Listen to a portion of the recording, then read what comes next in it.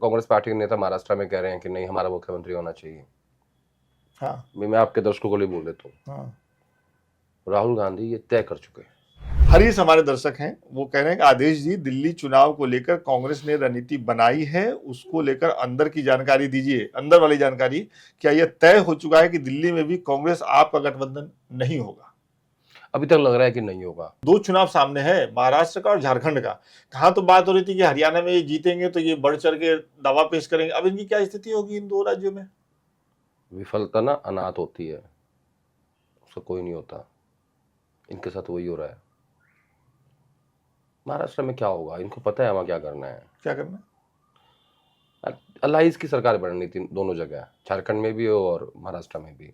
वहाँ उद्धव ठाकरे को लेके एक सेंटीमेंट है कि उनकी पार्टी को तोड़ दिया और उनको हटा दिया, एमएलए तोड़ दिए। शरद पवार को लेके एक सेंटीमेंट है, सुप्रिया को लेके अब देखो कैसे हराया अजित पवार को चुनाव, उनकी वाइफ को। और कांग्रेस क्योंकि लोकसभा चुनाव में काफ़ी स्ट्रांग होकर उभरी है महाराष्ट्र के अंदर, तो वो भी एक इनके पास एक पॉजिटिव फैक्टर है। अब सेम झारखंड में हेमंत सोरेन उनकी पत्नी मिलने आए थे, राहुल गांधी खड़गे साहब थे, उनकी मुलाकात हुई। तो अलाइज वाला खेल है, वो हो जाएगा। लेकिन मुझे ये नहीं लगता, जैसे कांग्रेस पार्टी के नेता महाराष्ट्र में कह रहे हैं कि नहीं हमारा मुख्यमंत्री होना चाहिए। हाँ मैं आपके दर्शकों को लिए बोल देता हूँ, हाँ। राहुल गांधी ये तय कर चुके हैं कि उद्धव ठाकरे को ही सीएम बनाएंगे, कोई छेड़खानी नहीं करेंगे।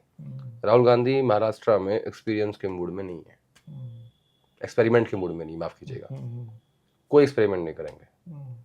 और जिस दिन उद्धव ठाकरे मिलने आए थे सोनिया गांधी से, राहुल गांधी से उनकी मुलाकात दिल्ली में हुई, मुझे लगता है उनके बीच में बातचीत हो चुकी है। हाँ, एक मांग थी कि इनको पहले घोषित कर दो, अनाउंस कर दो कि यही मुख्यमंत्री होंगे, उस पर कांग्रेस नहीं मानेगी। लेकिन एक्सपेरिमेंट नहीं होगा। लेकिन मेरा सवाल यहाँ ये है, आप कह रहे हैं कि राहुल गांधी कोई प्रयोग नहीं करेंगे महाराष्ट्र में, उन्होंने अपना मन बना लिया है। भाई साहब, राहुल गांधी ने तो हरियाणा में भी मन बना लिया था कि आम आदमी पार्टी के साथ गठबंधन करवा दो, कई दौर की मीटिंग भी हुई थी। राहुल गांधी के मन बनाने से कहाँ कुछ हो रहा है कांग्रेस में? दोनों बातों में फर्क है। एक रीजनल पार्टी को कुछ सीटें दे देना और महाराष्ट्र जैसे बड़े राज्य का मुख्यमंत्री तय करना और उसमें अपनी पार्टी का स्टैंड बताना कि हमारी पार्टी का स्टैंड क्या होगा। क्या होता है, छोटी बातों को वो स्टेट लीडरशिप पे छोड़ देते हैं। उन्होंने क्या कहा था, राहुल गांधी ने कहा था कि भाई अगर स्टेट लीडर्स एग्री हो तो उनको भी देख लो, ऐसा बोल। राहुल गांधी कभी ना जाके पुश नहीं करते कि हाँ बस कर दो, ये मैंने कह दिया है ना। तो महाराष्ट्र का जो फैसला है वो थोड़ा सा डिफरेंट फैसला है, बड़ा फैसला है। वो 3 पार्टियां हैं, शरद पवार जैसे नेता हैं, उद्धव ठाकरे जैसे व्यक्ति पिछले 5 साल में सेकुलर पॉलिटिक्स का हिस्सा हो गए हैं। है ना, कैसे हो गए? क्योंकि वो कांग्रेस पार्टी के साथ उन्होंने हाथ मिला लिया, इसलिए हो गए। आज शिवसेना को मुसलमान वोट दे रहा है, किसने सोचा था? तो राजनीति में कुछ भी परमानेंट नहीं होता, कौन कब हाथ मिला ले, कौन कब मिल जाए, कौन सी पार्टी सेकुलर हो जाए, कौन सी पार्टी कम्युनल हो जाए, कुछ नहीं पता लगता है। नीतीश कुमार कभी बन जाते सेकुलर और फिर चले जाते भाजपा के साथ में। इन लोगों को, ये जो पुराने खलीफे हैं, इनको आता है जनता को कैसे हैंडल करना है, ये जानते हैं। नीतीश कुमार को क्या फर्क पड़ रहा है बताओ मुझे? उनके कोई फर्क पड़ा उनके वोट बैंक के ऊपर? चाहे वो हिस्सा रहे हो महागठबंधन का और चाहे वो रहे हो बीजेपी के साथ में, कुछ फर्क पड़ा? नहीं। लगभग 20 साल से वही चीफ मिनिस्टर हैं। जैसे वो नहीं, जैसे वीडियो गेम खेलते हैं वो खेल रहे हैं, वो मैं ही हूँ, वो शतरंज अकेले खेलते हैं, अपने मोरे मार रहे हैं, उधर बैठ के फिर अपना चल रहे हैं। मतलब एक आदमी दोनों कांग्रेस, आरजेडी और बीजेपी, तीनों के साथ रह रहा है और वो चीफ मिनिस्टर है और जनता वोट भी दे रही है। दिलचस्प है। हाँ। उत्तर प्रदेश, पिछली बार मैंने आपसे बात की थी, आपने कहा कि उपचुनाव होने वाले हैं, आपने कहा अरे बड़ी चीजें हो रही है देश में, कहा तुम उपचुनाव में लगे हो। अब सुनने में आ रहा है कि समाजवादी पार्टी ने कुछ सीटों पे अपनी घोषणा कर दी है, क्या वहां भी नहीं होगा गठबंधन? 6 सीटों पे घोषणा कर दी है। गठबंधन अभी खुला हुआ है, गठबंधन होके रहेगा। ये तो बड़ी बड़ी पार्टी ऐसी करती है। चलिए, इन बड़ी बड़ी बातों के बीच हमारे जो कुछ बड़े सवाल हैं दर्शकों के, आपको पता है इस एपिसोड पे लगभग 600 कमेंट्स आए। बहुत बढ़िया। 600 में 400 कमेंट होंगे जो पिछली बार आपने कहा था कि नाम नहीं बता पाएंगे, वो नाम लोगों ने बताए हैं। अजय माकन का नाम लोगों ने कहा है शामिल करवाने वाले। जनता जनार्दन है। नहीं, सही है कि गलत ये तो बता दीजिए, या कोई और नाम था? जनता जनार्दन है, उनको सब पता है। सही पता है ना? मतलब मैं क्या कह रहा हूँ, जनता जनार्दन है, उनको सब पता है। आपने भी एक ट्वीट किया था कि अजय जब राहुल गांधी की रैली में बंसल साहब शामिल हो गए थे, उसके बाद अजय माकन जी ने अलग से प्रेस कॉन्फ्रेंस करके उनको शामिल करवाया था। वो कुछ संदेश देना चाह रहे थे, हालांकि हरियाणा तो गया हाथ से। क्या संदेश देना चाह रहे थे? उन्होंने संदेश ये दिया कि हुड्डाज और तंवर के बीच में, अशोक तंवर के बीच में काफी झगड़ा था। हाँ। और वो झगड़ा पुलिस स्टेशन तक पहुंच गया था। उन दोनों को एक कर दिया, ये अजय माकन कर सकते थे और कोई नहीं कर सकता था। मैं उस संदेश की बात कर रहा था। अच्छा, मुझे लगा कि वो दोबारा से शामिल करा के उसका क्रेडिट लेना चाह रहे हैं पूरा शामिल करवाने का। नहीं, मैंने शामिल करवाया। आपने वो तस्वीरें नहीं देखी, वो तो सबको ही पता है उन्होंने शामिल करवाया। वो तो सबको पता है, लेकिन वो तस्वीर जो थी ना, दीपेंद्र हुड्डा, खड़गे साहब और अशोक तंवर, वो बहुत इंटरेस्टिंग थी। मतलब इन दो लोगों को मिलवाना, हुड्डास को और अशोक तंवर को, ये बड़ी बात मानता हूं मैं। और ये अजय माकन नहीं कर सकते थे, इसलिए मैंने उसमें कहा था कि कवि जो है वो एक संदेश देना चाहते हैं। हाँ, वो आजकल वो ट्विटर पे आप लिखने लगे हैं लगातार, कवि संदेश क्या देना चाहता है। चलिए, अच्छा ये बताइए, ये जो पाठकों के सवाल होते हैं वो जवाब देने में आपको मजा आता है ना? हरीश हमारे दर्शक हैं, वो कह रहे हैं कि आदेश जी, दिल्ली चुनाव को लेकर कांग्रेस ने रणनीति बनाई है, उसको लेकर अंदर की जानकारी दीजिए, अंदर वाली जानकारी। क्या यह तय हो चुका है कि दिल्ली में भी कांग्रेस आप का गठबंधन नहीं होगा?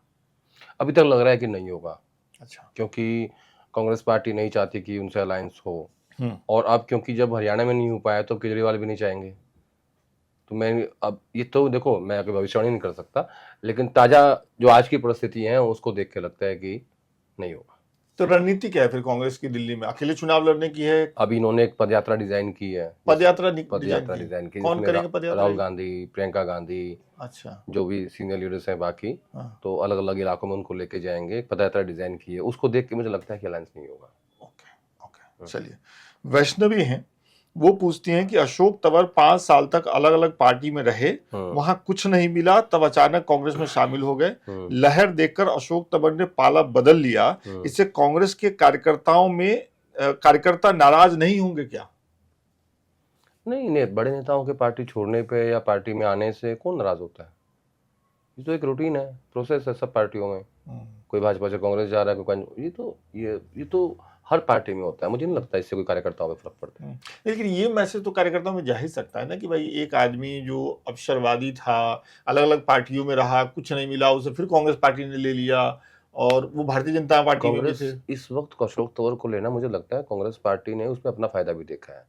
हरियाणा के चुनाव में बीजेपी लगातार दलित के मुद्दे को बुना रही थी, और उसमें कुमारी शैलजा जो है वो लगातार स्टेटमेंट दे रही थी अपनी तरफ से, क्योंकि उनकी भी नाराजगी थी। और उसमें इनको लास्ट तक लग रहा था कि हम कैसे इस दलित इश्यूज को डैमेज कंट्रोल करें, तो ये उसकी कड़ी का हिस्सा था। तो ऐसा नहीं है कि उसमें सिर्फ अशोक तंवर का फायदा है, कांग्रेस ने अपना फायदा भी देखा है। अच्छा, अगला जो ठाकुर जी, इनका बड़ा लंबा सा सवाल है। मैं ये सवाल क्या, मैं चाहूंगा कि ये मैसेज अगर आपको लगे तो आप ऊपर तक पहुंचाइएगा।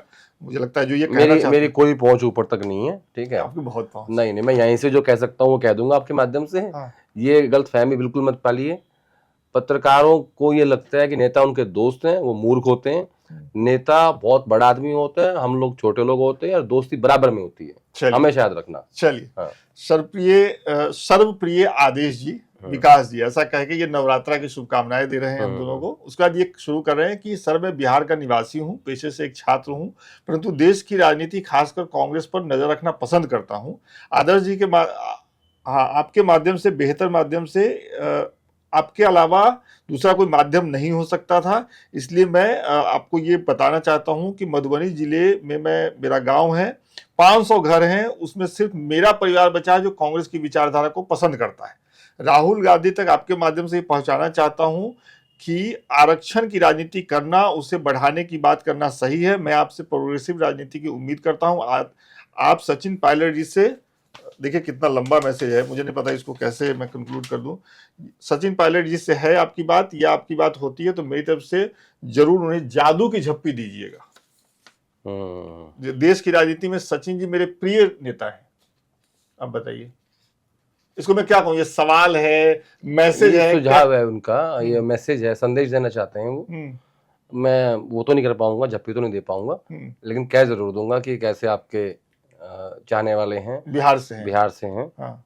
तो वो आप मुझे अलग से मैसेज कर दीजिएगा। और ये सचिन पायलट का जिक्र हुआ, हम लोग को जल्दी से सचिन पायलट का अलग से एक एपिसोड करना पड़ेगा। तो वो तो आप तय करूंगा, मैं थोड़ी करूंगा। हाँ, तो हम करते हैं उसको जल्दी से करें। इतने कमेंट आते हैं उनको लेकर के। सौरभ हैं, वो ये कह रहे हैं कि क्या आप उड़ीसा कांग्रेस पर एक इंटरव्यू कर सकते हैं, अलग से वो ये कह रहे हैं। ऐसा लग रहा है कि उड़ीसा में कांग्रेस का हालत बहुत खराब है, आदेश रावत जी इसको थोड़ा प्राथमिकता में लीजिए। तो यार हम तो इंटरव्यू कर सकते हैं ना, हम पार्टी थोड़ी रिवैम्प कर देंगे। इसीलिए मैंने रखा हम तो बातचीत कर सकते हैं। हाँ। भाई वहाँ क्या ठीक हो रहा है, क्या गलत हो रहा है। 18-20 साल से वहाँ कांग्रेस पार्टी है नहीं। पहली बार उड़ीसा की पूरी कांग्रेस कमेटी, यानी ब्लॉक से लेके जिला प्रदेश कमेटी पूरी भंग कर दी गई। शिकायत पता क्या थी? क्या? कि सारे दूसरी पार्टियों से मिले हुए हैं। बताओ, सब शामिल हैं। कोई नवीन पटनायक की पार्टी से, कोई बीजेपी से, उन सब के सबूत थे। प्रभारी ने दिए और तब सब रिजोल्व किया गया। अब दोबारा से खड़ी करने की कोशिश चल रही है।